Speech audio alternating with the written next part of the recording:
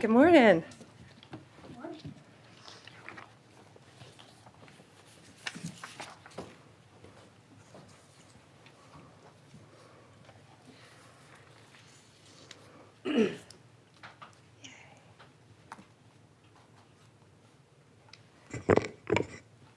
Good morning. With me here today, I have our great Secretary of Education, Linda McMahon, Representative Laurel Libby of the Maine State House, Linnea Saltz of IWF Women's Sports Advocate, Stephanie Turner, a fencer, Zoe Hutchison, a Maine athlete, Cassidy Carlisle, a Maine athlete, and my dear friend, you all know, Riley Gaines, who has been a champion on this issue for women.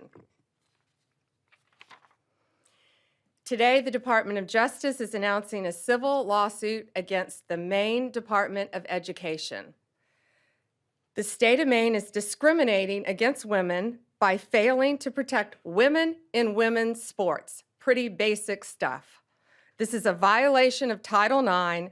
The Department of Justice will not sit by when women are discriminated against in sports. This is about sports. This is also about these young women's personal safety.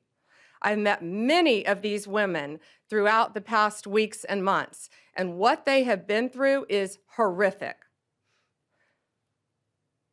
We have exhausted every other remedy. We tried to get Maine to comply. We don't like standing up here and filing lawsuits.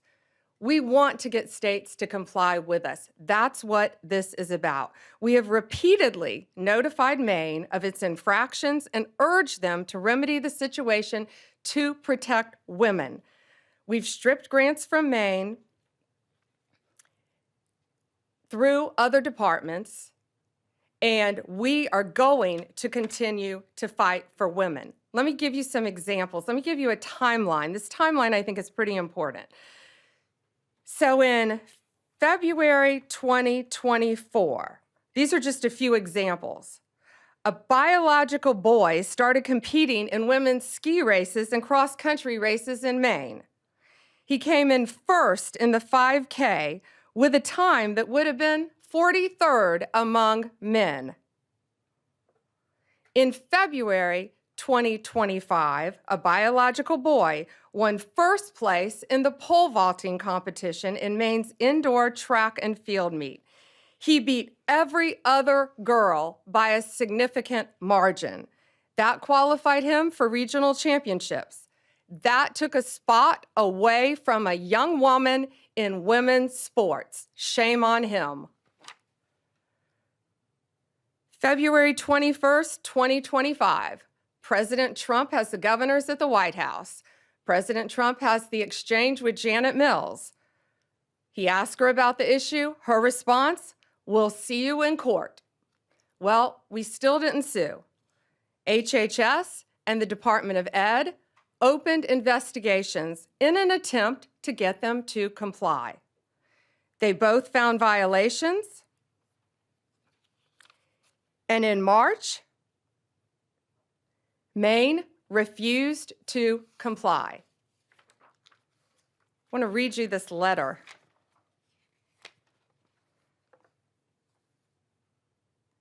This is from the Maine Attorney General to the Department of Education. We will not sign the resolution agreement. We do not have revisions or a counterproposal. We agree we are at an impasse.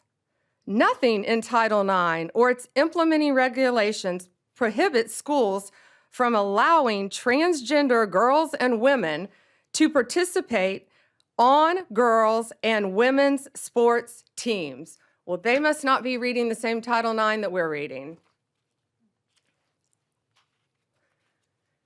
We believe they are failing to protect women, and it's not only an issue in sports. It is a public safety issue. These boys are allowed to go in women's restrooms. They are allowed to go in the women's dressing rooms and get fully naked and change in biological boys and change clothes in front of these young women. Maine's leadership has refused to comply at every turn, so now we have no other choice. We are taking them to court.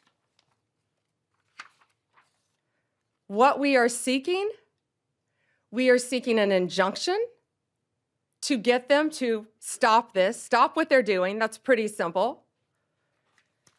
And we are seeking to have the titles returned to the young women who rightfully won these sports.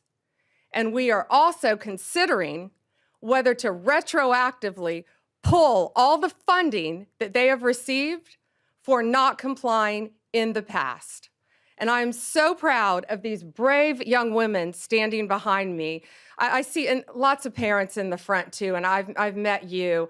Thank you to the parents for supporting your daughters and telling them it's okay to fight back and stand up for what they believe in. Some of these young women have endured vicious injuries too as a result of boys playing in their sports. It's my honor now to introduce to you our Secretary of Education, Linda McMahon.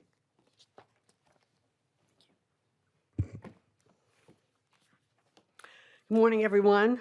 I don't think our case could have been stated any better than it was just presented by our Attorney General, Pam Bondi. And I thank you very much for your participation this morning, and I will echo Attorney General's comments about how brave these women are, these young women. And of course, Riley Gaines has been a staunch advocate for the Title IX infractions, since she came on board, and we're so proud to have Riley out there as such a prominent spokesperson. So today we're announcing a weighty development in the Title IX investigation into the Maine Department of Education. The Department of Education, analyzed Maine's Education Department for compliance with Title IX of the Education Amendments of 1972, which prohibits sex-based discrimination in any school or education program that receives federal funding. Unfortunately, our investigation has found that Maine continues to willfully violate Title IX and to strip the civil rights of female athletes in the state. And as Pam alluded as well, it's not just about their civil rights, it's about their safety. And we, after our investigation, we found we really had no other choice. We thought the infractions warranted turning them over to the Justice Department for their further investigation. So how do we get here? On February 5th, President Trump signed the executive order keeping men out of women's sports, which directed all states and educational programs receiving federal funds to cease the practice of allowing males to compete in sports programs for women. They didn't make this up. This is the law. This is Title IX. This executive order was aimed at protecting women like fencer Stephanie Turner or volleyball player Peyton McNabb from being injured and unfairly outmatched by male athletes. President Trump didn't pull any punches. He explicitly warned Maine and Governor Janet Mills that Maine would risk losing federal funding if it continued to allow males to participate in women's sports. Governor Mills chose to openly flout Title IX compliance, telling President Trump, and I'll repeat what the general said, "We'll see you in court," and obviously we are going to. That same day, our Office for Civil Rights opened an investigation into the Maine Department of Education and Maine School Administrative District Number 51 for permitting males and girls sports and denying female-only intimate facilities. The department's investigation confirmed Maine's Title IX violations, and we offered Maine leaders multiple opportunities to change their policy and to protect women in sports, and they have refused. So now as the DOJ begins their enforcement actions, I hope Governor Mills will recognize that her political feud with the president will deprive the students in her state of much more than the right to fair sporting events. After all, compliance with federal civil rights law is a universal prerequisite for receiving federal funding. The Trump administration could not be any clearer to all states, sports leagues, and educational institutions. We take the violations of women's civil rights very seriously. I have 3 granddaughters, and I want to make sure that they are treated fairly and that they aren't exposed, in dressing rooms. We want to make sure that if you open women's sports or intimate facilities to males, you expose yourself to federal civil rights investigations. Governor Mills will definitely get her wish. We thank you all for being here this morning. Look forward to seeing you later. Thank you, Secretary. I'd now like to introduce to you State Rep Laurel Libby from Maine, who has been a champion for these young women in the state of Maine. And thank you, Representative. Thank you, Attorney General Bondi. It's unfortunate that we have to be here today because Governor Mills and legislative Democrats, along with the Maine Principals Association, continue to persist in discriminating against Maine women and girls. They are out of alignment with 2/3 of Mainers who believe that biological males have no place in girls' sports. Earlier this week, MSAD 70 School Board voted unanimously to align with Title IX. They're in alignment with 2/3 of my fellow Mainers. And I would encourage other school boards throughout Maine, I would exhort you to speak up for Maine girls similarly and vote to align with Title IX. I thank you to the Trump administration and AG Bondi for taking action on behalf of our girls and helping to ensure a safe, fair, and level playing field in Maine. Thank you. You know, President Trump, before he was elected, this has been a huge issue for him. Pretty simple. Girls play in girls' sports, boys play in boys' sports. Men play in men's sports, women play in women's sports. And he got to know a great young woman during that time named Riley Gaines. And we are all so proud and honored to have her here with us. Riley has been a champion nationally for this issue. Riley, please join us. Well, goodness gracious, it's an honor to be here, to stand beside, of course, Secretary McMahon, Attorney General Bondi, these amazingly brave athletes, Representative Libby. But truthfully, I'm frustrated. I'm frustrated that we have to be here, that we as women have to stand before you all on national television demanding equal opportunities, demanding privacy in areas of undressing, demanding safety in our sports. Amazing to me that we are still here fighting this fight, that the Democratic Party has really doubled down, tripled down, quadrupled down on their ridiculous stance, but that's exactly what they've done. Let me tell you what sports has done in my life. Of course, in terms of athletic achievement, I very proudly finished my career as a 12-time NCAA All-American, a 5-time SEC champion, actually the SEC record holder in the 200 butterfly, making me one of the fastest Americans of all time. A 2-time Olympic trial qualifier, SEC Scholar Athlete of the Year, SEC Community Service Leader of the Year. The list goes on, but again, just to really reiterate, it's a lifelong journey. It's how I met my husband. It's what gave me my lifelong friends. It taught me how to be a leader. It taught me how to set goals and work to achieve those goals. All things that, of course, I'm utilizing in my life now beyond sports, that leadership in Maine, Governor Mills, Democratic leadership really across the nation, that's what they're denying girls and women of.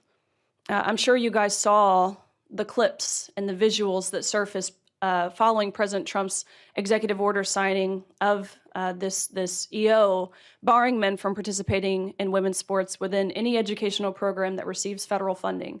And it was the most amazing thing to be there. And you have all of these young girls. I'm talking 5, 6, 7, 8 years old. They've got their jerseys on, their sports uniforms, their big bows in their hair that they wear on the soccer field. That visual means more to me than I could possibly put into words, and that is what is at stake here. That is who Governor Mills is fighting, not Donald Trump. It's those little girls, and I believe that's sick. It's regressive is what it is. They do this under the guise of progress, indicating we are moving in the positive forward direction. No, what Governor Mills is doing, and again, Democratic governors across the nation, is deeply regressive and utterly misogynistic. Over the past 3 years, I've had the opportunity to speak to countless girls in Maine and again across the country, countless parents, coaches who all virtually say the same thing. Why wouldn't anyone protect my athlete? Why wouldn't anyone protect my daughter? Why wouldn't anyone protect me? I've talked to girls who have lost roster spots, of course, podium finishes. I've talked to girls who have been exploited and simultaneously exposed to naked men in intimate areas of undressing. I've talked to girls who have been severely injured in their sports due to a male player on the opposing team. For crying out loud, we have a female representative from Maine, Laura Libby, you just heard from her. She didn't tell you what happened to her. She lost her ability to vote and to speak on the House floor for defending girls and women, for posting about what was happening in Maine. No, this type of oppression didn't happen in Afghanistan. No, this type of censorship didn't happen in England. It happened right here in America under Democratic leadership. Again, this isn't progress. I would describe this as betrayal. Let this be a notice, these actions that we have seen put forward today by the Department of Justice, by the Department of Education, to all other states who are not willing to comply with federal law, that federal law being Title IX, which is very clear in how it was originally implemented, or at least it should be. We never knew we had to define this word sex until these both elected and unelected bureaucrats started to go through the back door and reinterpret this word to mean what they want it to mean. Originally implemented in 1972, it was only 37 words, very brief. Ultimately, of course, preventing sex-based discrimination. Let this be a notice. California, Minnesota, the likes thereof. If you do not comply with federal law, you do not get to reap the benefits of complying with federal law. Of course, one of those benefits being receiving federal funds. Women are protected and recognized under federal law, again, that law being Title IX. The U.S. government under President Trump, including the Department of Justice, including the Department of Education, will not stand by and ignore when the federally protected rights of women and girls are being violated. Again, that encounter between Governor Mills and President Trump went viral for really all of the right reasons.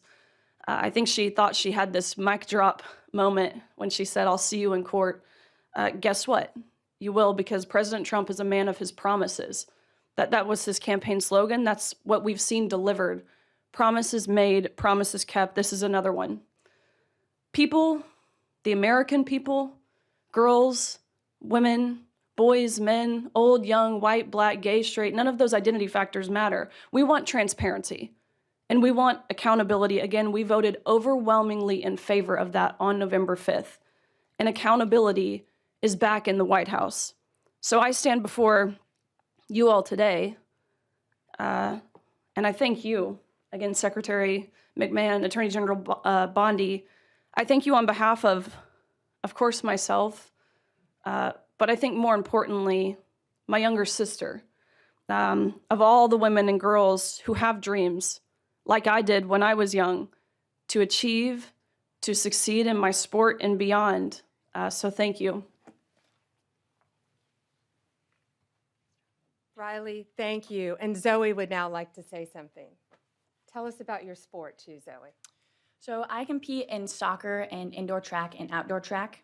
And like was mentioned previously today, I had to watch at the Maine Class B State Indoor Track Championship as my close friend and my teammate and other female competitors lost the state championship to a biological male. And this was heartbreaking for me to have to watch. And Riley said that it's betrayal, and that's what it is. It is the job of our elected officials to protect our young female athletes, and they have failed to do that. We walk into sports expecting to have a level playing field, and to walk into the state championship to see a biological male there and to lose to a biological male, that's betrayal. And so I am extremely grateful to AG Bondi for standing up for us when our elected officials aren't doing that. And on behalf of of the girl athletes in Maine, I just want to say thank you all, and I look forward to having a level playing field back after this fight. So thank you. And Cassidy wants to say a few words. My first experience was when I was 13 years old. I was going to change for gym, and I walked into the locker room, and there was a biological male there. From that point on, my junior year, I competed in Nordic skiing and lost to a biological male numerous of times. I am fighting this fight for generations to come. And the fact that our governor can look the women of our state in the eyes and say, I'm not going to fight for you, is heartbreaking, and it's betrayal, like Riley said. I just want to thank all these women standing behind me and President Trump for fighting for us, because even though my own governor isn't fighting for me, I know there are people out there fighting for me. It takes a lot for these young women to be standing up here saying this too.